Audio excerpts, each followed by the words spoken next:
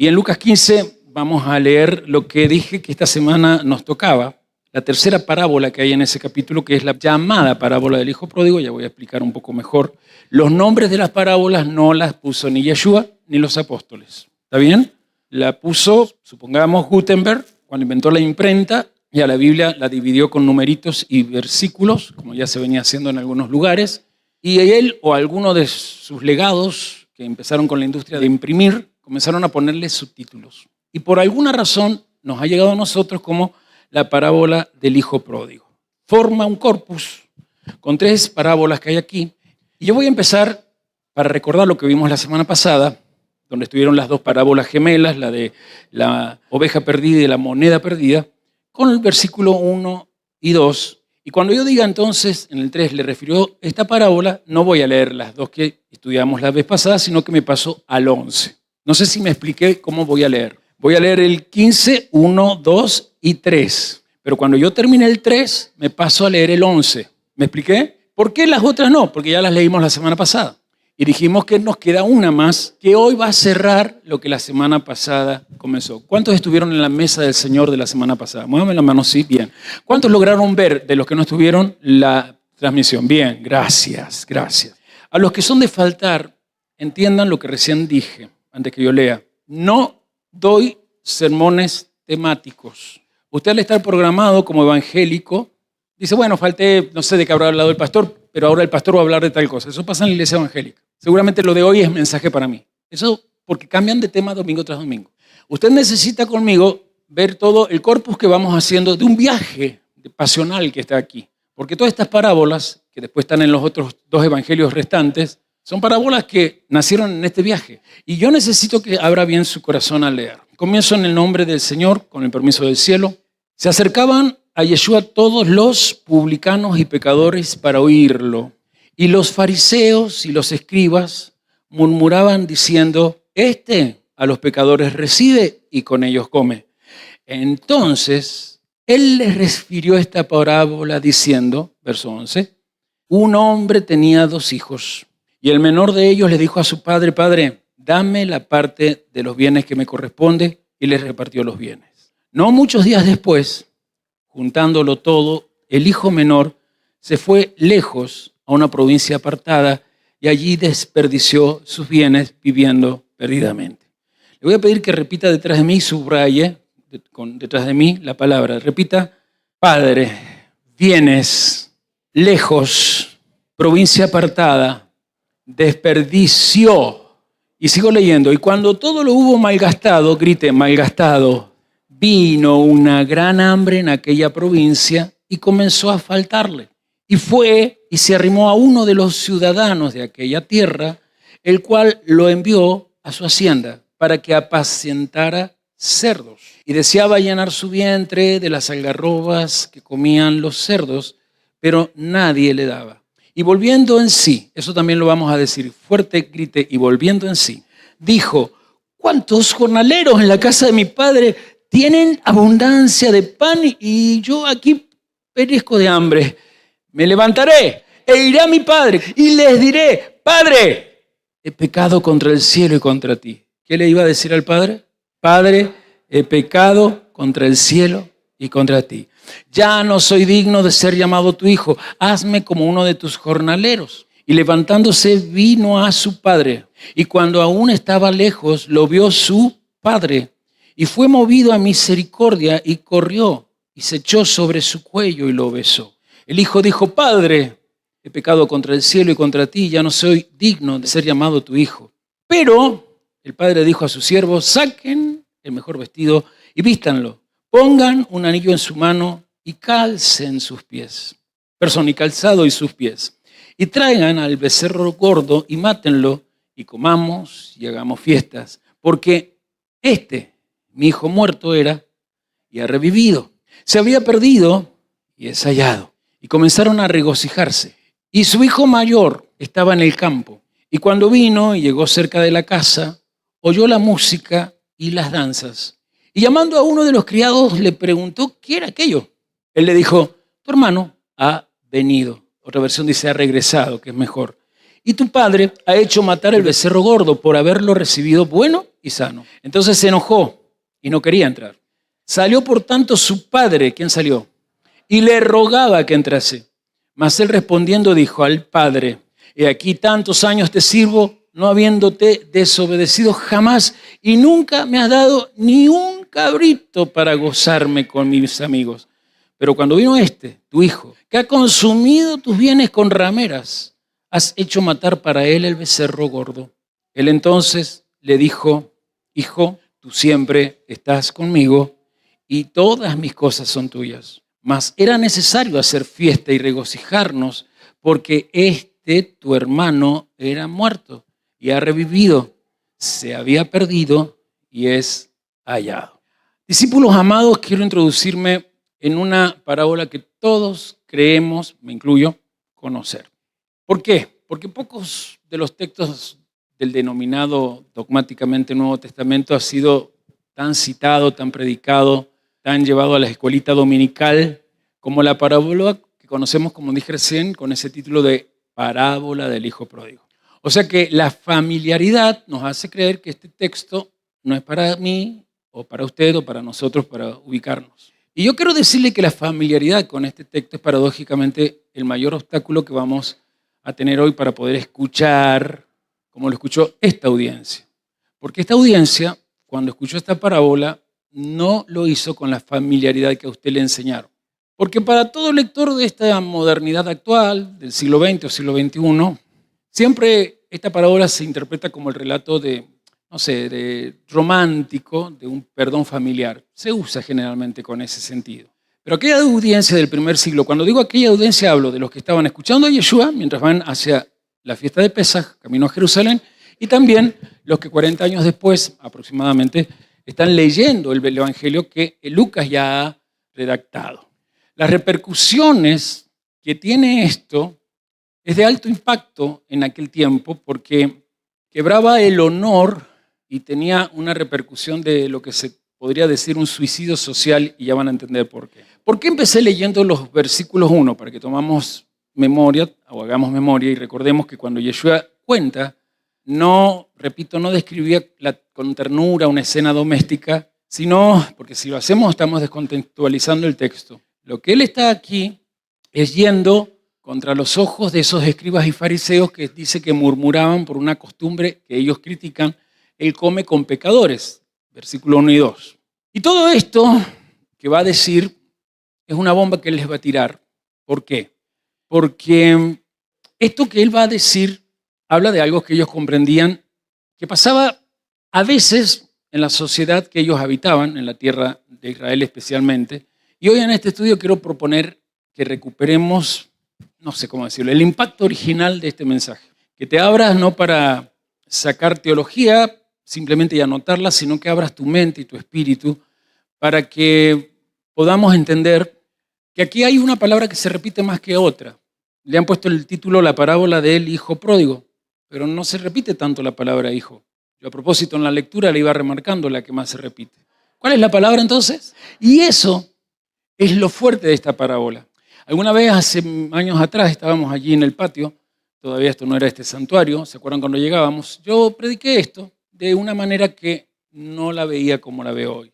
Aquello me ayudó a cambiar mi mente, a darme cuenta que lo que yo había soltado era algo que no podía volver a mí. Estaba bueno, era correcto, pero había cosas más profundas. Y en este tiempo de estar trabajando las parábolas, me doy cuenta que así como quedé sin aliento yo, esta gente en el momento que escuchó a Yeshua se quedó sin aliento. Esa tarde se quedaron con este silencio. Así que vamos a empezar hablando de todo lo que es este escándalo que plantea desde el versículo 12 Yeshua. Esto es lo que quiero que en realidad se borren. Los que han tenido escuela dominical o catequesis están usado que tenemos una ficción adentro de una historia aparentemente familiar, tierna, romántica, doméstica, y no es así. Esto que acaban de ver lo van a entender si escuchan y ven el video. Ya sé que van a mirar y van a oír, todos lo van a hacer. Pero hay gente acá voluntaria que va a hacer un esfuerzo mayor. El UL es para eso, es para hacer un esfuerzo desde adentro. Y es adentro donde se puede ver y se puede escuchar. Con el cuerpo nunca vemos, con el cuerpo solo miramos. Con el cuerpo nunca escuchamos, con el cuerpo solo oímos. Es con el corazón, con el mundo emocional que podemos ver, ¿sí? Y que podemos escuchar. ¿Están dispuestos a eso? El video es para ustedes. Bienvenidos a este dinámico análisis histórico. Hoy vamos a destripar uno de los textos más famosos, más predicados y, la verdad sea dicha, peor comprendidos de toda la antigüedad. Hablamos de la conocida historia del hijo pródigo en Lucas 15. Pero ojo, que no nos vamos a quedar en la superficie para nada. Vamos a recomponer, pieza por pieza, el complejo rompecabezas cultural de la Galilea del siglo I. Hablaremos de honor, de una vergüenza pública terrible y de una gracia tan escandalosa que literalmente dejó de pie a quienes la escucharon por primera vez. Así que preparaos para cambiar el chip por completo, porque lo que vamos a ver hoy va a transformar todo lo que creíamos saber sobre este relato. Vale, vamos a sumergirnos de lleno en esto. Para la mente moderna, esta parábola se lee muchas veces como una historia familiar tierna, casi como una de esas postales entrañables sobre el perdón. Pero la realidad del siglo I es otra historia muy distinta. Este relato era una auténtica bomba cultural, cimentada sobre unos códigos mediterráneos estrictísimos de honor, de herencia y de pertenencia. Cuando se contó por primera vez delante de fariseos y escribas, no pintaba una escena doméstica y acogedora, ¿qué va? Pintaba un drama de altísimo riesgo. Era un relato sobre suicidio social y sobre las devastadoras consecuencias de pisotear el honor de todo un linaje familiar. Para captar el peso real de todo esto, tenemos que echar un vistazo a las leyes de la época. Hay dos términos clave aquí, que vienen directamente de la Torá. El primero es nahalá, que básicamente es la herencia, y el segundo es fishnayim, que se traduce literalmente como doble boca o doble porción. En aquel sistema legal judío antiguo, los bienes familiares estaban blindados para que la tierra se quedara dentro de las tribus de Israel. El hijo primogénito siempre se llevaba esta doble porción, y no porque fuera superior, sino para mantener intacto el legado de la familia. Y atención a este dato absolutamente crucial. El tratado de la Misná, conocido como Baba Batra, dejaba clarísimo que los bienes solo cambiaban de manos cuando el patriarca moría. Pedir la herencia mientras el padre seguía respirando era, sencillamente, algo inaudito. Y justo eso nos lleva al versículo 12, donde el hijo menor suelta esta bomba. Al exigir su herencia, en el lenguaje brutal de aquella cultura del honor, el muchacho estaba declarando algo terrible. Quiero que estés muerto para mí ahora mismo, dame ya la parte que me toca. Las investigaciones antropológicas en comunidades de Oriente Medio nos confirman que una insolencia así provocaría un repudio inmediato. Es que no solo estaba ofendiendo a su padre, estaba deshonrando a sus ancestros y a toda la aldea. Lo normal, lo que todo el mundo y la propia ley esperaban, era que el padre lo echara de casa a golpes, en medio de la humillación pública más absoluta. Pero entonces llega un giro de guión que nadie ve venir. El padre cede. Nada de gritos, nada de reprimendas. El texto original en griego nos cuenta que el padre dividió sus bienes, usando la palabra bios, que literalmente significa su vida o sus medios de subsistencia. O sea, el padre absorbe en absoluto silencio esta humillación gigantesca. Y con esto demuestra que el amor verdadero tiene una cara que aterra a las mentes controladoras, la capacidad de soltar. No intenta atar a su hijo usando la culpa o el miedo al que dirán. Lo deja marchar, dejando claro que prefiere 1000 veces una ausencia honesta a una presencia hipócrita bajo su techo. Como es lógico, este alejamiento provoca una caída en picado aterradora, tanto física como moral. El hijo se va a una provincia apartada, lo que en aquel entonces significaba territorio gentil, fuera de Israel. Al malvender sus bienes, seguramente perdiendo muchísimo dinero, arrastra el buen nombre de su familia por los suelos. Y aquí observamos 3 niveles clarísimos de degradación. Primero, la ruina económica total al fundírselo todo. Segundo, una impureza ritual profunda al acabar alimentando cerdos, que recordemos es el animal más impuro según el sistema levítico. Y tercero, la pérdida absoluta de identidad. Llegar al punto de envidiar la comida de los cerdos significa que este joven príncipe judío ha tocado el fondo del pozo existencial. Pero en medio de toda esa inmundicia, hace clic. El texto griego usa una frase genial, eis eauton de elton, que significa algo así como volviendo en sí. Y esto conecta maravillosamente con el concepto rabínico de la teshuvá. Ojo, que no estamos hablando solo de llorar un poco o sentir remordimientos. La teshuvá es una reorientación totalmente activa de la voluntad. El joven arma un plan, decide levantarse, confesar que ha pecado contra el cielo y pedir que lo traten como a un jornalero. Lo fascinante de esto es que este retorno arranca por puro pragmatismo, por un hambre atroz. Pero es que eso da igual. Esta historia nos demuestra que no hace falta tener unos motivos puros y perfectos para empezar a caminar de vuelta a casa. Ahora bien, que nadie se engañe. El viajecito de vuelta no es un paseo triunfal hacia la redención. Es una marcha terrorífica. El hijo sabe perfectamente lo que le espera. No está caminando solo hacia su padre, está caminando directo hacia los ancianos de la aldea.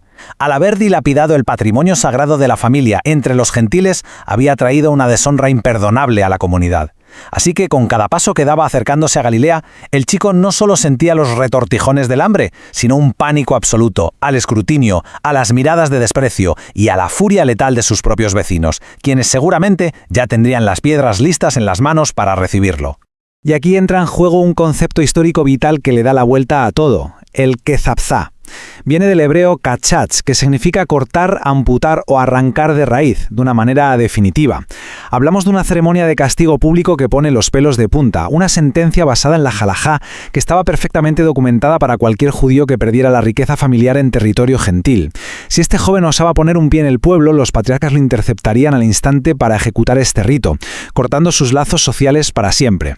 Bueno, y lo que resulta verdaderamente interesante sobre esto es el nivel de horror sensorial de este castigo. Imaginad la escena. Los ancianos llenaban una vasija de barro con legumbres o frijoles hirviendo y quemados. Pensad en ese olor rancio a humo anunciando el juicio inminente. Cuando el transgresor pisaba el pueblo, reventaban esa vasija violentamente contra el suelo, justo a sus pies, haciéndola añicos mientras gritaban: «Que Dios te rompa como se rompió esta vasija, pues ya estás cortado de tu pueblo». Era literalmente la muerte social absoluta. El individuo quedaba excomulgado al instante. Nadie le dirigiría la palabra, nadie le daría trabajo. El quejazá, en muchísimos casos, era la antesala directa a morir lapidado. Sabiendo que esta ejecución social está a punto de caerle encima al chico, llegamos al versículo 20, que contiene el mayor impacto de toda la historia. Leemos que el padre lo vio a lo lejos, se conmovió y corrió. Suena muy normal en nuestras traducciones modernas, ¿verdad? Pero en aquel contexto era un auténtico escándalo. A ver, un patriarca de edad avanzada, un líder respetadísimo en el Medio Oriente del siglo I, jamás corre. Es que no se hace. Para poder correr, tenía que subirse la larga túnica, dejar las piernas al descubierto y exhibirse de una manera que estaba reservada única y exclusivamente para los esclavos o los niños. Hacer eso era someterse a una humillación pública deliberada y totalmente inaceptable para su estatus. Entonces, la gran pregunta: ¿por qué lo hizo? Y este es el clímax absoluto. El padre conocía perfectamente la ley halágica, y por eso se lanzó en un sprint desesperado. Corrió con todas sus fuerzas para interceptar la maldición antes de que llegara al centro de la aldea. Sabía que si los vecinos llegaban primero con esa vasija de barro, su hijo estaba acabado. Así que el padre corrió para ser él el blanco de las miradas de asombro, de los susurros crueles y de la deshonra pública. Básicamente se estaba echando sobre sus propios hombros toda la vergüenza del pueblo, solo para que su muchacho pudiera sobrevivir y ser restaurado. Cuando por fin alcanza a su hijo, el padre hace algo que en griego se describe con la palabra katafileo. Lo besa de forma efusiva, repetida y a la vista de todo el mundo. Y ojo, esto no es solo un emotivo reencuentro de película, es una táctica de defensa legal brillante. Al abrazar físicamente a su hijo y taparlo con su propio cuerpo, el padre neutraliza por completo el ritual del quejaza. Ningún vecino en su sano juicio se atrevería a estampar una olla de frijoles hirviendo contra la espalda del respetado patriarca. El padre anula la exclusión de la aldea, entregando su propia dignidad como escudo. Pero la cosa no acaba ahí. El padre consolida esta defensa inmediatamente con 4 pasos de restitución totalmente públicos, ordenados antes incluso de que el hijo pueda terminar su discurso preparado. Primero, la mejor túnica, cubriendo la vergüenza del chico y devolviéndole su honor frente a los vecinos. Segundo, el anillo de sello, el dactilios, que le devuelve el poder jurídico para firmar en nombre de la familia. Tercero, unas sandalias, un calzado que distingue a un hijo libre de un esclavo que va descalzo. Y cuarto, el becerro engordado. Con este banquete masivo, que es una especie de anticeremonia, el padre obliga literalmente a toda la aldea a testificar y a ratificar que este joven vuelve a ser un hijo con plenos derechos. Y claro, justo cuando pensamos que la historia tiene un final feliz, el relato pega un volantazo hacia el hermano mayor. El contraste es brutal. El hermano menor, que venía del quebranto total, ahora está dentro, restaurado.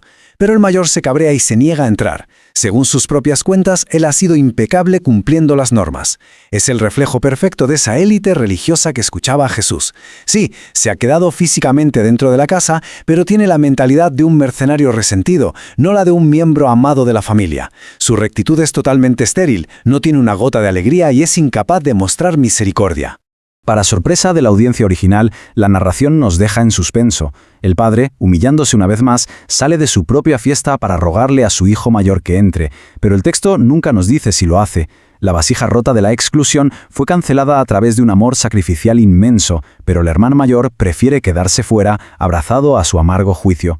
Y esto nos deja con una pregunta profundamente provocadora en el aire, la misma que flotaba hace 2000 años. Frente a una gracia tan escandalosa, capaz de absorber toda nuestra vergüenza, ¿dejaremos caer las piedras de nuestro propio orgullo para entrar al banquete? ¡Hasta la próxima!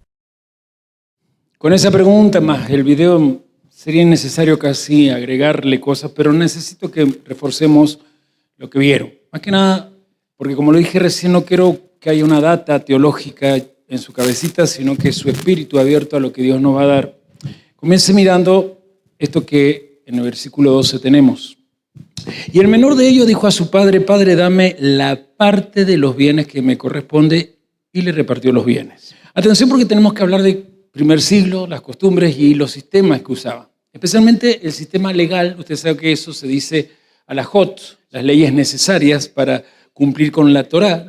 La Torá carece de alajot. Las alajot Dios se las enseña a Moisés oralmente, se las transfirió a Aarón y sus hijos, a Josué, a los hombres de la asamblea, a los ancianos, y así fue por mucho tiempo. Y con la reforma de Esdras, las alajot iban creciendo. Por eso es que en algún momento hasta Yeshua dice: paren con tantas alajot.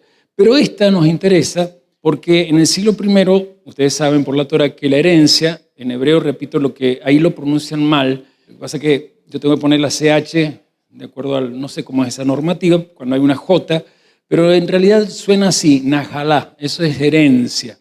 ¿A qué voy en las halajot? No se solicitaba la herencia en la vida del padre, salvo en circunstancias excepcionales, como por ejemplo que el hombre ya estuviera enfermo, fuera muy anciano, no pudiera encargarse de la tierra, porque no quiero que piensen en herencia como efectivo, cash, dinero, aunque aquí sí va a aparecer y ya van a entender por qué. Bien, no era común, pero si alguien lo hacía, eso tenía una carga simbólica devastadora, atroz, porque esta halajá derivaba, como lo dije recién, de la Torá.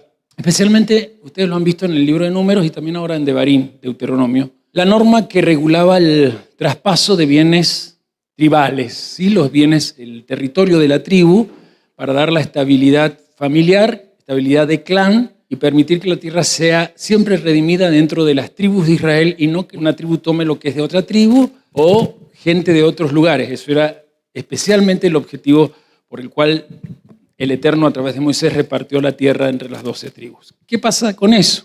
Que solo cuando el padre moría, los que eran priorizados en la repartición de herencia eran los hijos varones, salvo que no hubiese tenido hijos varones. Ya conocemos la historia de las hijas de Zelofejat, gracias, es un nombre que me cuesta. Y entonces, si había hijas mujeres, pasaba esto. La cosa era salvar ese territorio o esa propiedad para que estuviera estable esa familia, en paz el clan y en el lugar que correspondía de propósito a cada tribu. ¿Cómo se repartía? Primero con el Bejor. ¿Saben qué significa Bejor? Primogénito, digan el primogénito. Ustedes saben que es el hijo mayor, pero a nosotros nos cuesta entender esto porque no tenemos leyes referidas a la primogenitura en nuestro sistema jurídico. A él le tocaba lo que se conocía como el Fi Shenayim. En nuestras Biblias está traducida como la porción doble, pero Fi, que es boca, y Shenayim significa la boca doblada, las dos veces boca. Dos veces boca me gusta esta expresión. No, la doble boca, ¿sí? Dos veces boca es porque ya se dan cuenta. Ahora, ¿cuándo apareció por primera vez la expresión doble porción o fin shnayim? Si usted va al segundo libro de Reyes, capítulo 2, verso 9, hay un tal Eliseo que está siguiendo a un tal Elías. Elías ha inaugurado muchas escuelas de profetas, está yendo por cada una de las ciudades donde hay un centro de capacitación profético, diciendo que Dios le ha avisado que se lo va a llevar. Y el único de los profetas que lo va siguiendo todo el tiempo es Eliseo. Y cuando presenta el obstáculo, Elías, de que se quedara, que no lo siguiera, le decía: no, porque quiero la doble porción. Lo decía así: quiero el fi shenayim. A partir de allí queda esa frase ligada a lo que es la herencia. Y ahora voy a explicar, porque fi shenayim daba a entender que ese hermano mayor aceptaba en realidad una misión profética. O sea que en realidad no se trataba de alcanzar mayor grandeza material, sino que la doble porción era mantenerse fiel al legado que Dios le dio a Israel en cuanto a convertirse en un reinado de sacerdotes. Para entenderlo mejor, esta halajá, repito, la halajá de la najalá, de la herencia, le podríamos dar un ejemplo para que lo entiendan bien. Yo tengo 3 hijos varones. Soy hebreo de aquel entonces y tengo que dejar herencia. Yo la herencia que tengo la tengo que dividir en 4 para que las dos partes de esa herencia vayan al mayor. Son 3, yo a la herencia la divido en 4 y la doble porción va con el mayor. ¿Se entiende lo que es esto? Bueno, menos mal, porque no es tan sencillo. De todas maneras, igual yo busqué en el Talmud y más que nada en la Mishnah, y les cito lo que Baba Batra, capítulo 8, supongo que se dice verso 7 o párrafo 7, no sé bien cómo se utiliza esta expresión, cuenta, no le leo en sí, pero regula cómo se distribuía testamentariamente en orden natural y precisa. Y entonces dice que los bienes se aseguraban que pasaran de mano a mano únicamente tras la muerte del padre. Eso es lo que cuenta el Talmud. Esa era la halajá. No podía hacerse antes, salvo, ya hablé de las excepciones. ¿Qué significa esto? También está aquí en esto que es la Mishnah en Baba Batra.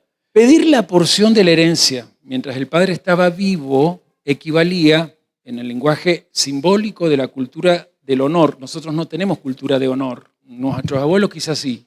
Bueno, la palabra de honor, te doy mi palabra, y eso era el honor, ¿verdad? Nuestros padres quizás. Pero la generación Z, alfa y los que siguen después no saben qué es esto. En esta cultura del honor, pedir en vida significaba decir lo siguiente: quiero que a partir de ahora para mí estés muerto y que por lo tanto me des lo tuyo que me corresponde. Así se lo pidió el hijo. Sin estas palabras, pidió la herencia, pero apenas un hijo pidió la herencia, esta frase era la que se interpretaba en ese pedido. Quiero volver a mencionarlo porque mi esposa me decía, ¿dónde sacas esto? Kenneth Bailey, que yo ya le he recomendado la obra de él, lo que pasa es que está en inglés si la quiere encontrar. Recuerden que él hace todo un trabajo etnográfico viviendo en el siglo pasado en medio de aquellos Medio Oriente, tanto en Israel como los pueblos de Siria, Líbano, y notó que esta costumbre también se seguía practicando en el siglo XX, especialmente en los pueblos más alejados de las ciudades, los campesinos. En aquel momento no había tantos judíos en la tierra de Israel, así que la zona de Gaza, lo que hoy no existe casi, pero los palestinos tenían esto como herencia de tradición de esa región. O sea, que si esto lo van interpretando, cuando él hace eso, todos los que se enteraron que este hijo pidió la herencia, lo empezaron a repudiar. La murmuración fue de total repudio y prepararse para en algún momento públicamente humillarlo. Pero lo que más se destaca es la palabra padre. Y hay algo, lo primero que me asombra a mí, no sé a ustedes, el padre accede, no pone ningún pero, accede. No da una reprimenda, o está registrada la reprimenda, no reprocha, no negocia. ¿Qué hace? Divide sus bienes. La palabra bienes allí viene del griego bios, que literalmente significa sus medios de vida, su vida vital. O sea que no solamente dio un territorio, sino que estaba dando lo que garantizaba que él siguiera existiendo con honra. Lo repartió entre ambos hijos. Y aquí me gusta porque es el primer gesto silencioso que ya nos está anticipando lo que quiere Yeshua aquí revelar plenamente. Hay un padre dispuesto a absorber las afrentas antes que estar forzando una relación. Esto lo podemos llevar a la historia de muchos de ustedes, incluso mi historia. Porque muchos de ustedes han visto que sus hijos decidieron irse de esta herencia. Decidieron derrochar en lo que estén, no importa. No sabemos qué hacer. Y esta parábola a mí me tocó. Porque aquí hay un padre dispuesto a que la afrenta que le está haciendo el hijo se absorba. Es difícil, ¿eh? Y no va a forzar la relación. Va a estar en silencio. Y eso habla de que tuvo capacidad de soltar. Y si hay algo en este tiempo que aterroriza a la mayoría de los papás obsesivos, controladores, es este amor verdadero que se manifiesta aquí. Aprender a soltar. Conozco historias a lo largo de mi pastorado de padres que por tener a los hijos cerca no han querido soltar a sus hijos, que han querido hacer carreras que necesitaban hacerlas en ciudades más lejanas, pero terminaron convenciéndolo que se quedaran allí, en otras cosas. Este padre de la parábola nos habla a todos, pero habla de Dios, ya sé que vamos a hablar de él, pero primero hablemos de nosotros. No retiene al hijo menor, no lo fuerza, no lo hace sentir culpable. Difícil, pero es la realidad. Y aquí hay un principio innegociable que creo que vale la pena notar, porque, a ver, papás, si el amor no logra retener a alguien en un lugar, no hay nada más que lo logre hacer. El Eterno desprecia, perdón que use este término, desprecia realmente las obediencias que nacen del miedo, las obediencias que nacen del qué dirán, de ese compromiso social. El Eterno prefiere la ausencia honesta a la presencia hipócrita. Y mi lágrima y mi quebranto, que no lo logro todavía dominar, no es simplemente por un caso muy personal, sino por un caso de tantos años de ver gente que si mi amor o el amor de nosotros no lo pudo retener, nada más lo pudo. Ahora lo que vemos es esto, que quiero que volvamos acá. El alejamiento de la casa del padre no es gratuito. Si ustedes lo ven, el alejamiento de esa casa paterna inicia una degradación que lleva a que la dignidad de príncipes que tenían que tener los de Israel se convierta en algo que está encerrado en la inmundicia de un cochinero, de un lugar donde hay cerdos. Y estas son las tragedias que vemos aquí de este alejamiento. Las voy a pautar en 3 puntos. Primero, la ilusión de la prosperidad lejos del Padre como una cárcel invisible. Ya voy a repetir los puntos, los digo y los explico. Segundo, el enfriamiento del amor que convierte la casa del Padre en un lugar de críticas y la caída del príncipe al chiquero, como le llamamos acá en Argentina. El primer punto, la ilusión de la prosperidad lejos del Padre como una cárcel invisible. Le hablo a todos, no hay peor desgracia que te vayas bien lejos de la presencia del Eterno. Aquí el Padre permite que el Hijo se vaya con las manos llenas, pero el éxito sin una paternidad presente es la peor prisión, porque el éxito sin una paternidad presente hace que aparezca la falsa ilusión de la autosuficiencia que a la larga sella a esa persona con una perdición. El punto 2 era el enfriamiento del amor que convierte la casa del Padre en un lugar de críticas. Yo sé que esto lo hemos visto entre nosotros, lo han visto ustedes a veces en su casa, porque cuando la pasión de un hijo se apaga, esa persona, ese hijo deja de ver la benevolencia, la gracia y se enfoca solamente en los errores del que lo lidera. Cuando comienza a apagarse la pasión de la casa paterna, lo más triste es que ya no importa si las almas que están allí existen, no existen, si se pierden, si no se pierden, porque lo único que importa es buscar una zona de comodidad.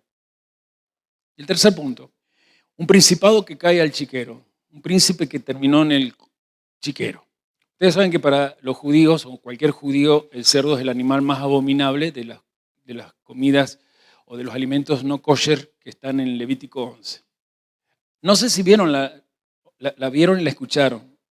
Llegar a envidiar el alimento de los cerdos ya es haber perdido el criterio propio, hermanos. Representa ese punto donde ese varón que está prefiriendo las algarrobas del sistema está ya despreciando el pan que hay en la casa del Padre. Empieza a vivir la ruina, pero cree que no está mal. Sigue esforzándose para, no sé, con las manos callosas llegar a conseguir la provisión de todo lo que ya perdió y por más que se esfuerce no lo va a alcanzar.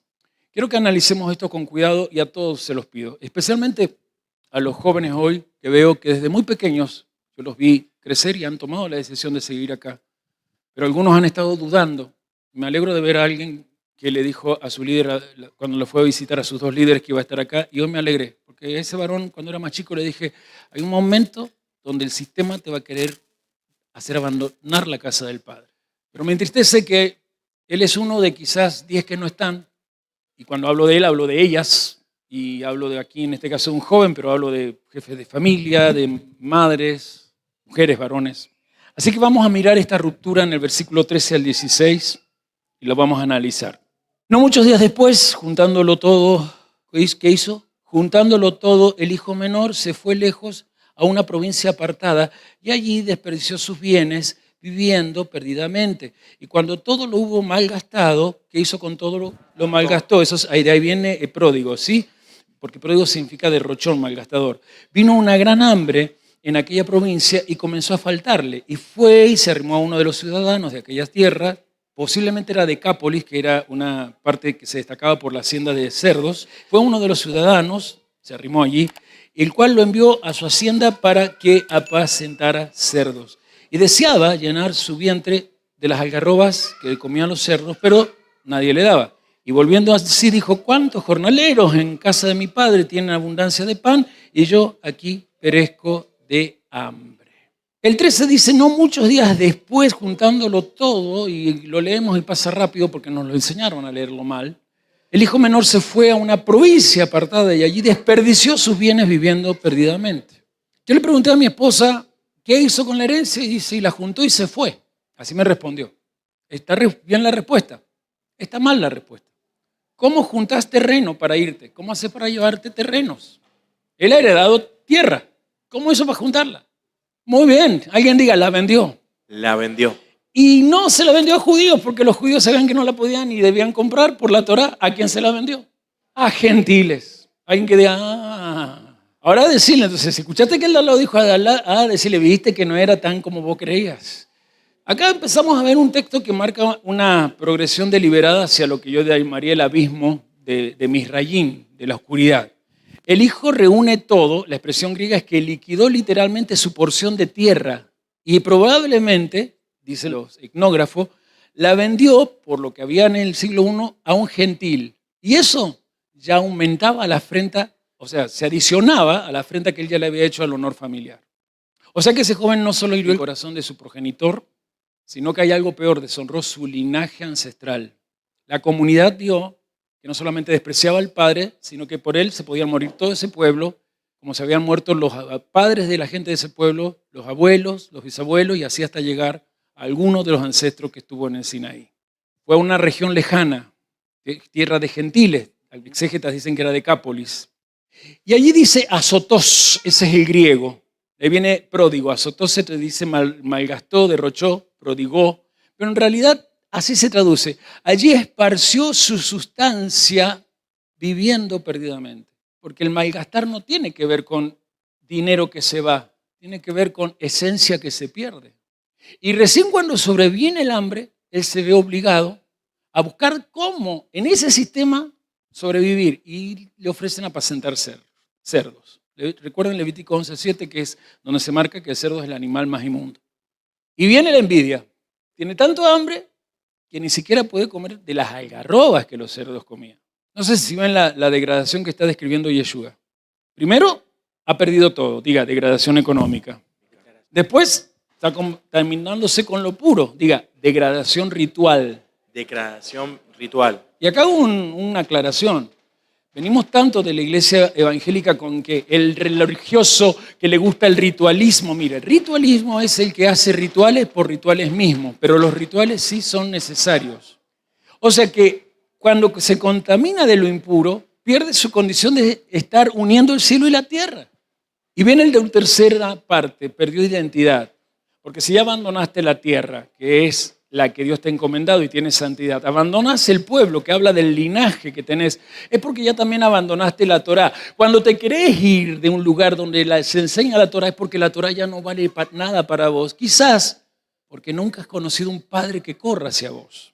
Pero sin embargo el 17 dice, y volviendo en sí, yo le dije que lo dijeran fuerte, diga, y volviendo en sí, dijo, ¿cuántos jornaleros en casa de mi padre tienen abundancia de pan y yo aquí perezco de hambre? Esta es la anatomía de este mes. El poder de este mes se llama Teshuvá. Esto es Teshuvá. En griego es eis heutón de eltón, volviendo en sí. Que en el sentido griego es como que volvió a su esencia, volvió a buscar dentro suyo la esencia. Y es notable porque esta expresión es muy cercana a esa estructura conceptual que él como judío, todos los judíos conocían, que es la categoría llamada Teshuvá, el retorno, lo que recién cantábamos. No entendido como un sentimiento de culpa que causa remordimiento, ya sabemos que no, sino con un sentimiento que desde el remordimiento te ayuda a actuar rápido para regresar a tu diseño original. Ese es el camino de la Teshuvá. O sea que él empezó a articular dentro de él un discurso preciso para reconocer que estaba lejos, es pecado contra el cielo. Lo primero que reconoce es que está contra el propósito, eso es pecado. Le escapó al blanco. Torá no es darle al blanco. Torá no viene de aprender a tirarle al blanco.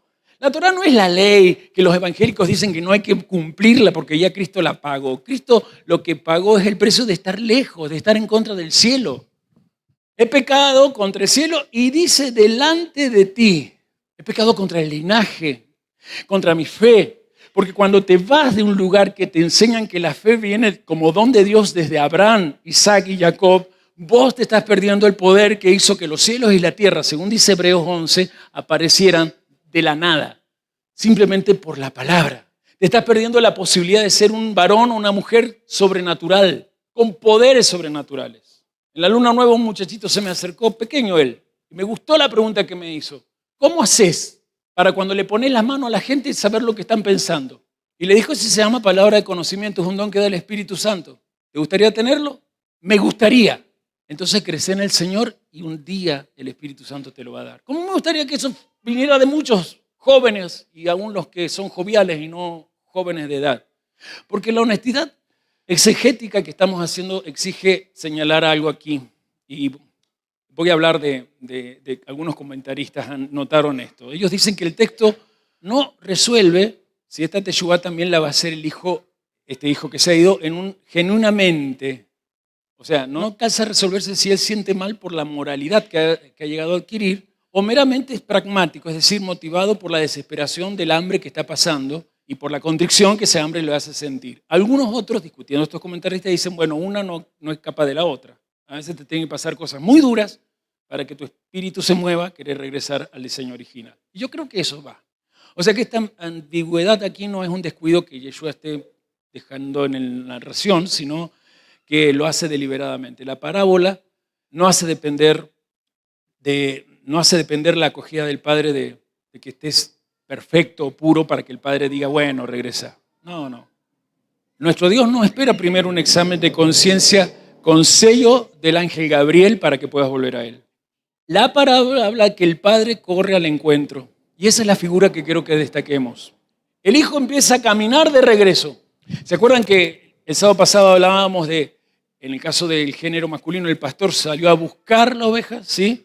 Después decíamos, la mujer salió a buscar la moneda. Y usted creyó que hoy iba a decirle que el hijo salió a buscar al padre. Hoy usted se está dando cuenta que el que salió a buscar al hijo era el padre y no cuando salió corriendo. Porque el texto aquí tiene un contexto. Ya enseguida va a entender por qué. El padre todos los días se arrimaba a la puerta de la ciudad para ver si a lo lejos del camino veía que el hijo regresaba. Ya va a entender por qué. O sea que él todos los días salía a buscarlo. No sé cuánto tiempo pasó, pero todos los días salía a ver si regresaba. Eso a mí me da mucha esperanza. Ya que viene la explicación. Versículo siguiente que voy a leer, el 20. Y entonces levantándose vino a su padre, el pródigo, ¿verdad? Y cuando aún estaba lejos, lo vio su padre. Ese cuando aún estaba lejos es lo que le expliqué. Él todos los días se ponía a ver a lo lejos si el hijo estaba por regresar. Y fue movido a misericordia y corrió y se echó sobre su cuello y lo besó.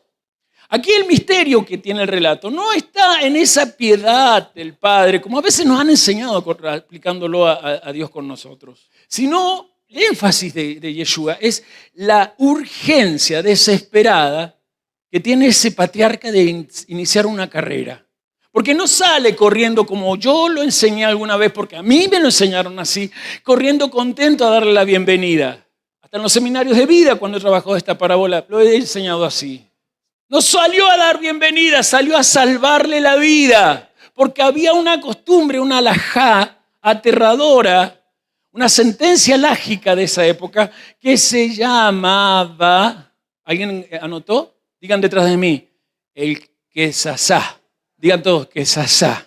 Y acá es donde quiero que nos sumerjamos en el trasfondo cultural de esa época para entender la dramática lectura que tenemos que hacer. Porque si venimos con las lecturas que hasta yo mismo a veces he hecho mal, nos quedamos arriba y equivocados. La costumbre conocida como quesasá viene del hebreo kasatz. Kasat es el verbo hebreo que significa cortar, trocear, amputar, arrancar de manera definitiva.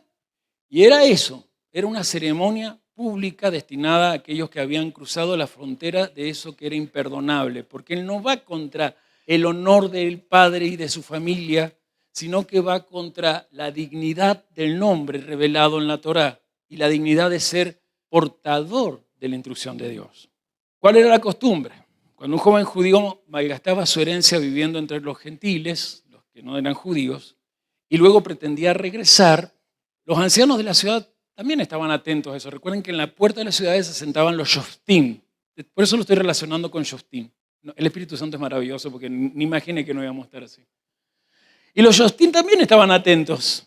Es muy posible que el padre se pusiera más allá de la puerta, porque los ancianos estaban siempre atentos a si algún día venía este que los había avergonzado, al padre y al pueblo, y le daban el corte definitivo. Justamente Kenneth Valley es el que lo documenta y él cuenta que las costumbres aldeanas, aún en el siglo XX, de esta ceremonia consistían en lo siguiente, ¿sí? Siempre era en base a alguien que había afrentado el honor de una familia y había malgastado la herencia en manos de paganos y en costumbres paganas. Parece ser, no se sabe, puede ser una calumnia o no, parece ser que el hermano mayor sabía en qué andaba y el hecho de prostitutas, las prostitutas ahí son un símbolo de todo lo pagano, no simplemente un hecho puntual de ir con rameras. Pero bueno, volvamos a esto. Dice Kenneth Valley, los vecinos de una aldea rompían públicamente una vasija de barro llena de grano quemado o frutos secos ante el hijo que regresaba, mientras declaraban las siguientes palabras. Voy a poner fulano, ¿sí? Supongamos que el que regresa es David, ¿sí? David, eres un maldito.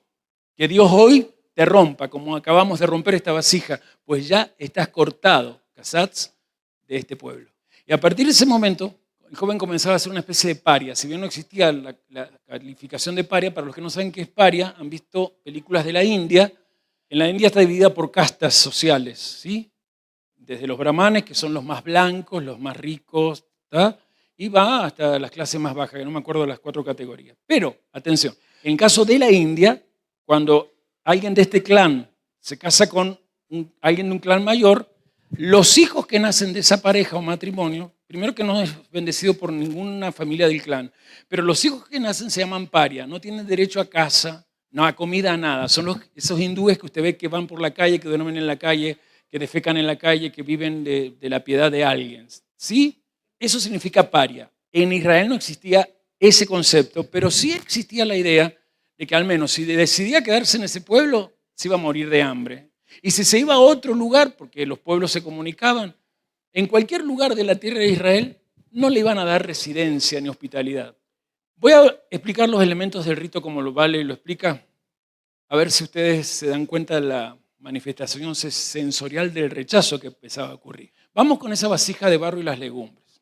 Lo explico, los ancianos llenaban esa olla de barro, una olla de barro con generalmente frijoles hirvientes, buscaban los frijoles más podridos y los hervían, o sea que el olor era horrible, pestilente, y ese vapor empezaba a los de alrededor a anunciar que estaba volviendo a alguien que era digno de ser echado del pueblo con maldiciones que ellos mismos vociferaban.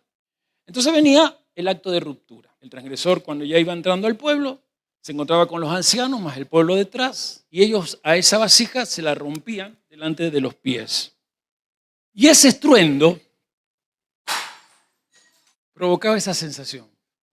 Ese estruendo provocaba que el que volvía se diera cuenta que no era bienvenido.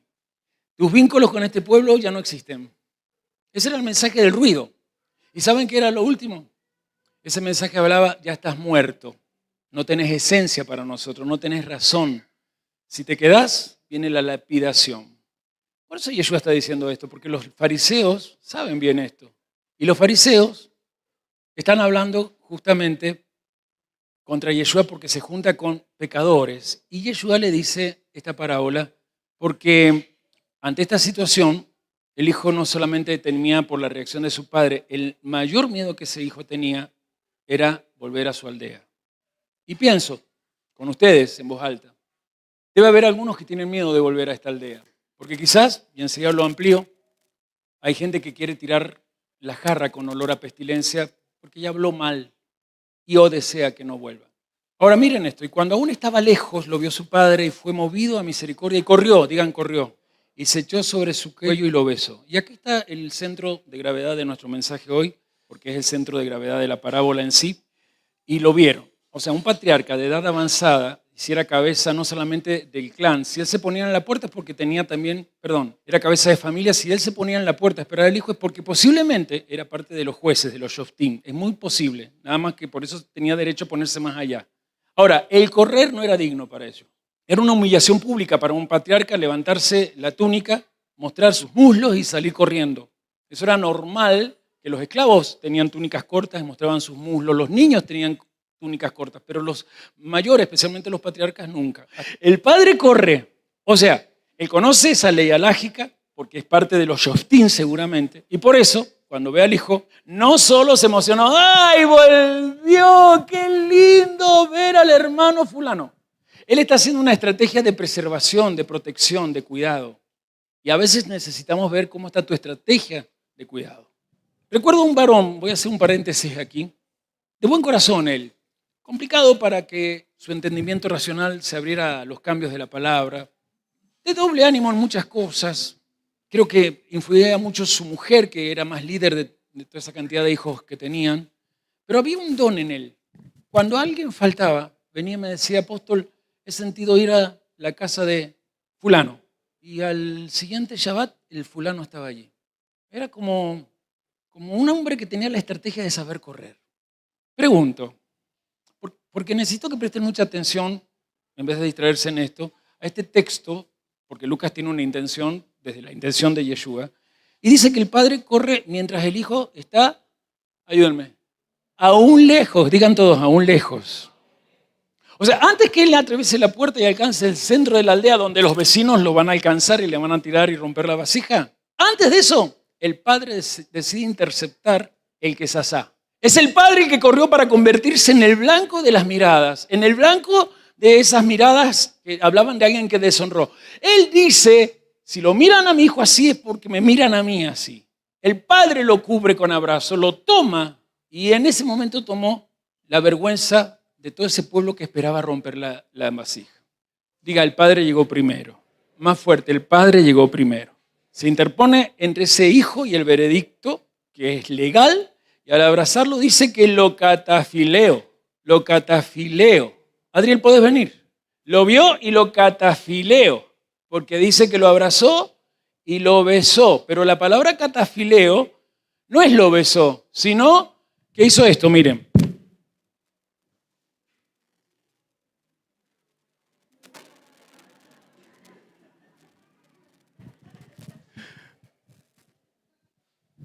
Y me emociona hacer eso con un hijo. No lo deja terminar la frase. He pecado contra el cielo, contra ti, no soy digno de llamarme tu hijo, hazme como un jornalero. No, hasta cuando llegó no soy digno de llamarme tu hijo, le cortó hazme como un esclavo o como un jornalero. Lo abrazó y lo besó como diciendo, cállate, que el pueblo te quiere matar. La ley exigía un castigo, él cargó una ley justa, pero un castigo terrible, las maldiciones de un pueblo. Porque esto es lo bueno. Ese padre, y esto es lo que dice Yeshua, que neutralizó ese rito de exclusión, entregando su propia dignidad de vida ante el público, nos da a todos nosotros el mensaje que Lucas y los discípulos entendían. La bendición y la gracia divina siempre van a correr más rápido que las maldiciones. Pero depende de que vuelvas en sí. Este sprint que emprendió el padre, ¿saben lo que es un sprint, no? Cuando se hace una carrera rápida, veloz, porque hay que alcanzar urgentemente una meta, ¿sí? Esa es la idea de los sprint. Esta carrera veloz para alcanzar esa meta era para evitar la condenación. En esos besos, su dignidad de padre hacía que la dignidad de ese hijo volviera. En esos besos está diciendo, si yo lo bendigo, ¿quiénes son ustedes para maldecir? Ese es el Padre que Dios, al cual está representando esta parábola. Ese es el Dios Padre al cual yo adoro. Es el Dios Padre que desde mis 16 años me tocó y nunca lo dejé. Pero no me envanezco por nunca haberlo dejado, porque aún estando en su camino seguramente me alejé y siempre corrió hacia mí. Veamos este punto del 21 al 24. Saquen el mejor vestido. Esta es la restitución. Diga, siempre hay restitución con el Padre. Saquen el mejor vestido y vístanlo. Y pongan ahora un anillo en su mano, calzado en sus pies. Y traigan el becerro más gordo, dice esta versión. Mátenlo y comamos y hagamos una gran fiesta. Miren qué bonita la versión. ¿Ven los elementos de la restitución? Él lo está diciendo el Padre públicamente. Nuestro Dios lo dice públicamente si quieres regresar. Primero, diga detrás de mí la mejor túnica. Ahora, el anillo con sello. El anillo con sello. Las sandalias. Las sandalias. Y ahora diga, el banquete con becerro engordado. El banquete con becerro engordado. Repasemos lo que vieron en cuanto a los símbolos de esta restitución. Mejor túnica, hablaba de la mejor ropa que el padre tenía, porque recuerden que este viene con ropa vieja, con olor a chiquero, y el padre está tomando la mejor túnica de él, alguien que me esté escuchando, de él, y se la está colocando a este hijo. La audiencia de Lucas sabe, los que escuchan a Yeshua sabe, y creo que nosotros hoy aquí, que está hablando de una cobertura de justicia que hace que la memoria de cualquier pecado quede borrada, porque eso es lo bueno de estar en la gracia. El anillo con sello en griego es dactilios. Se llamaba así a los anillos que servían para firmar contratos. Era un instrumento de autoridad legal, jurídico. O sea que le da una capacidad jurídica de volver a tener, no sé, la administración de la casa. En nombre de su familia me va a representar de nuevo. ¿Pero cómo? ¿Lo gastó todo? El Padre le da la dignidad. Dios cubrió con justicia, te vuelve a dar la honra de ser un mayordomo de sus bienes. Diga las sandalias. ¿Quiénes eran los que acostumbraban a andar descalzos en Israel? Los esclavos. A veces los jornaleros según las tareas que hacían. Si eran de construcción, para no arruinar su calzado, se descalzaban. O sea, él estaba dispuesto a estar descalzo. Y le dice, no, pónganle calzado. Él, ¿se acuerdan? Hazme como uno de tus jornaleros. El padre al ponerle el calzado decreta que él ya no va a caminar bajo ningún peso de servidumbre, mucho menos de peso de maldición alguna. Y lo mejor de todo es el banquete con el becerro engordado. Era común en Israel que los becerros engordados eran para momentos muy solemnes, especialmente para la fiesta de las enramadas. ¿Se acuerdan que allí se sacrificaban becerros? Y esto es lo que hace que esa restitución privada se convierta en un evento público, porque atención el mensaje, cuando alguien retorna a Dios, los testigos públicos están obligados a alegrarse con Dios por el que retorna. El padre acá no perdona solamente a sus hijos a puertas adentro. En forma oral está revocando él mismo ese tribunal, del cual quizás él formaba parte. De forma oral está diciendo acá la que Sasá no tiene posibilidades de ser aplicada. Esta aldea va a proceder conmigo a celebrar no la exclusión, sino la inclusión del que regresa. Porque estaba muerto. ¿Para qué lo van a matar? Estaba muerto, ahora vive. Si se hubiese roto la vasija, ya quedaba claro en el mundo físico y en el mundo espiritual, este tipo está cortado. Pero ahora el banquete simboliza lo que simboliza. Anduvo entre los gentiles, pero los gentiles, aunque lo arruinaron, también van a traer nuestros recursos, porque recuerden que los bueyes representaban al poder de la gentilidad, pero cuando los mataban y lo comían, era lo que está afuera lo venceremos con nuestra cultura.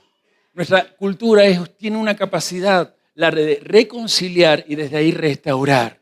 Versículo 28. Hay una parte de la parábola que nunca hablamos, pero hay que hablarla.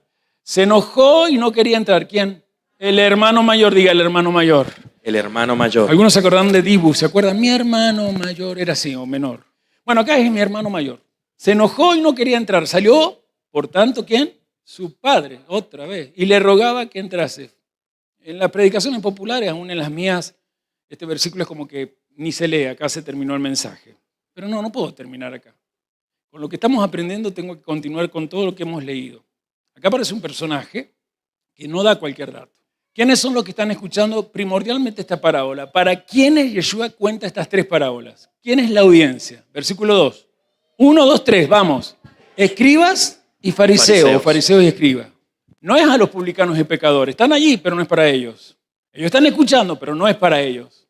Es para ellos porque ellos escuchan y son parte de los que regresan. Pero también tienen que escuchar los que están juzgando.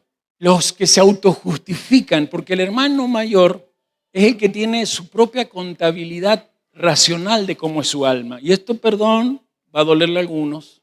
Mire lo que dice, versículo 29. He servido fielmente. O sea, él nunca desobedeció. Y le dice, sin embargo, nunca un cabrito mataste para festejar conmigo. Y según el 30, tiene una justicia impecable, pero no quiere participar del gozo. Le dice, este comió con rameras. Vuelvo a decir, no se sabe si comió con rameras. A lo mejor le llegó el dicho, estaban de Decápolis, alguien vino, mira, tu hermano anda en esta. No sé si. Pero él lo que está haciendo, deliberadamente, es no reconocer al que ha regresado. Tu hijo. La actitud de Adán, Eva, en el momento de la caída, cuando Dios aparece, ¿no? Tu hijo. Y él es el retrato de estos fariseos, pero también es el retrato en fariseos de esta modernidad líquida. Gente que nunca se fue de la congregación, pero a veces tiene el corazón mucho más lejos que este pródigo. Por eso recién mencionaba una persona que a lo mejor racionalmente no tenía mucha información, no captaba todo lo que de mi boca salía, pero cada vez que sentía que tenía que ser las piernas del Dios que corre a buscar a alguien, no le fallaba la búsqueda. Aquí hay gente que sí tiene mentalidad de jornaleros, de esclavos, de mercenarios. Aquí en muchos lugares que están escuchando, hay gente que sirve, pero no lo hace con amor. Hay gente que cree que servir es una transacción comercial. Por eso esa gente tarde o temprano se va a quejar de algo que hizo el líder, de algo que hizo el otro líder o de algo que hizo cualquiera de los hermanos que esté. Ni un cabrito para mí. Ese discípulo lo vemos en muchas congregaciones y a veces, lamentablemente tengo que decir, lo hemos tenido acá y quizás lo tenemos porque no sé a quién va hoy el mensaje. Porque no quiero que usted le ponga nombre a nada de lo que yo estoy hablando. Porque si yo tengo en este instante el lujo celestial de no estar pensando en seres humanos cuando estoy hablando, usted también debe imitarme en eso. Porque quizás usted sea de estos críticos insoportables, implacables. Porque hay gente que no perdona, que no acepta que Dios perdone. Hay gente que si ya condenó a alguien, ese no merece perdón de Dios. Y ahora ya me salí de la congregación. Eso es la cultura que nos está rodeando. El remedio es bala, ¿o no? Lean los comentarios cuando aparece algún caso de un robo. Y especialmente si es un ratero, un ladrón, un callejero que fue agarrado por un grupo y lo hicieron como este pueblo. Lo patotearon, lo increparon a golpes. Faltaba la bala. Eso es lo que tenemos. Y no me digan que eso a veces no está impregnándose también en nosotros. Claro, no llegamos al extremo de pensar en bala, pero no somos capaces de pensar que cuando alguien regresa es porque antes Dios corrió hacia él. Quiero hacer una síntesis con esta trilogía de parábolas. Todo Lucas 15, ya lo hemos trabajado aquí en la mesa pasada, la oveja, la moneda, y las 3 parábolas en este capítulo comparten una misma arquitectura doctrinal o teleológica y teológica. Si ustedes ven las 3 parábolas, en cada una de las 3 hay una iniciativa. Se llama la búsqueda pertenece al que busca, no al perdido. El pastor sale a buscar a la oveja, ¿no es al revés? La mujer enciende la lámpara, barriendo la casa con cuidado y busca la moneda. Y acá hay un giro genial, hermanos, porque es genial. Está buscando, sale.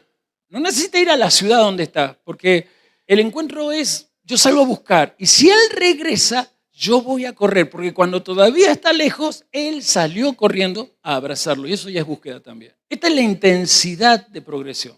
La búsqueda de un animal habla del valor económico, la búsqueda de una moneda habla del valor de lo hogareño, lo doméstico, y la búsqueda de una persona habla de la relación trascendental. Es decir, que cuando alguien regresa, su vida económica, su vida familiar y su vida ministerial cambia. No tome ministerial como apóstol, profeta, evangelista, pastor, maestro. Ministerial es alguien que sabe llamado a ser adorador en espíritu y en verdad. Y lo bueno de esto es que Dios no espera con los bracitos cruzados pasivamente la teshuvá. Él ama activamente, constantemente, con lazos de amor. Cada día hace que ese posible hijo pródigo regrese. Y hablo de gente que estuvo o de gente que le toca estar y todavía no conocemos. Así que aquí termino con este mensaje, aplicándolo a nuestra pastoral. Nos está llamando a una acción inmediata. Primero los padres que tienen un hijo perdido. Tenemos que actuar, pero no en el miedo, en el correr. Corran primero con la oración, con la intercesión. Hay gente estancada en la culpa. Necesitamos sacarla de ese chiquero. No hay peor chiquero que el estancamiento en la culpa. Es la barrera para la gracia divina. El olor a cerdo que la propia persona se atribuye es lo que a veces no le permite regresar. Pero acá no sé si ustedes lo ven. Lo ven, ¿no? Tu ceremonia de Quesasá. Esa ceremonia de vergüenza la canceló alguien hace 2000 años atrás. Tuvo que salir fuera de la ciudad y permitir que le rompieran su vasija. La vasija delante de él, lo escupían, lo insultaban, se burlaban. Observó nuestra vergüenza, pero lo mejor de todo es que se colocó donde la vasija en realidad tenía que romperse sobre nosotros. Porque el que iba a tirar en ese tiempo ya la vasija iba a ser el propio Eterno con todos sus ángeles. Tenemos 2000 años de gracia, que hasta antes no la conocían, especialmente los judíos. Por eso Pablo dice, no me avergüenzo del evangelio en Einibosh, porque es poder de Dios para salvación primeramente al judío y luego a todos los demás. Y acá es el otro punto que quiero destacar. Si volvés por cada momento de deshonra que has vivido por tus propias decisiones, Yeshua nos presenta un Padre que promete darnos doble honra, que cuando te da el anillo habla de doble honra. Ya los besos, como se lo di yo recién a mi hijo, hablan de eso. Ahora, lo último es que él necesita pies. Por eso me gustó la haftará de hoy, de los policías. Después yo le expliqué lo de las manos. pero me dejé los pies, que también son policías de Dios, para este momento. Hay gente aquí que espera que el pariente, el amigo, ese pecador que usted conoce, primero sea perfecto. Hay gente que cree que tiene que ser primero perfecta para después venir acá. O ir a Dios, por decirlo de alguna manera. No, yo cuando deje el vicio voy a buscar de Dios. ¿Cómo? A esa gente no le puedo hablar, pero a vos sí. Salí de esta comodidad y ofrecete como las piernas del Eterno. Corre y forzarlos a entrar. Hablarles de que la quesasá ya fue rota. Perdón, no fue rota. Porque hubo alguien que se interpuso. Y va a ser rota cuando Él regrese, pero no sobre ustedes, sino sobre alguien que va a tener que estar 1000 años en el abismo prisionero. No sé si entienden que la maldición nunca va a llegar primero si nosotros corremos, como ese padre, a tantos que están necesitando de llegar a un lugar así. Por eso fue que le dije a Marco Fernández, porque vino y me hizo consulta en la Luna Nueva. Algunos se están olvidando de consultar profeta y por eso después las decisiones comerciales y las toman mal. Pero él me vino a consultar. Cuando me cuenta el ofrecimiento de este encuentro de muchas iglesias, incluso pastores, le hago la pregunta me dice, y les dije que no. Y le dije, ¿por qué le dijiste que no? Oh, me responde como mi esposa la Joana. Y bueno, si hay 2 testigos. Y le dije, ¿estás a tiempo de decir sí? Y yo creo que sí. Ya, escribe el mensaje. Es una oportunidad que se te está dando. Y salió de un X evento que él hace en la semana que no tiene que ver con reconciliados. Y la gente, que incluso está viniendo a las charlas de salud, ha visto cambios en él. Ya no tienen miedo a que él los judaice, porque no somos judaizantes. Creemos en el mejor de los judíos, pero no en el sionismo judaico que algunos usan para ponerse kipa y vestirse a los judíos, de nada les sirve, porque son lo mismo de siempre. Terminemos. Esto nos recuerda que Cristo es nuestro Pesaj, y la obra que Yeshua hizo en el Pesaj no es solo la muerte en la cruz, ponga la resurrección en ello.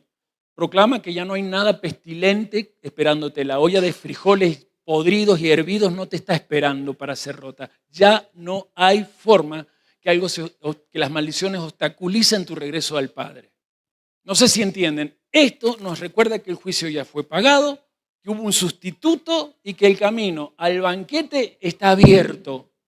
El banquete es todos los días, así que no vivas más bajo ese peso de me van a tirar la olla rota. Nadie tiene derecho a tirarte y romperte una olla rota. Ya corrió el Padre. Ya corrió el Padre. Él absorbió la deshonra, por eso Yeshua sintió que hasta el Padre se había ido, porque usó a Yeshua como el abrazo donde absorbió la deshonra.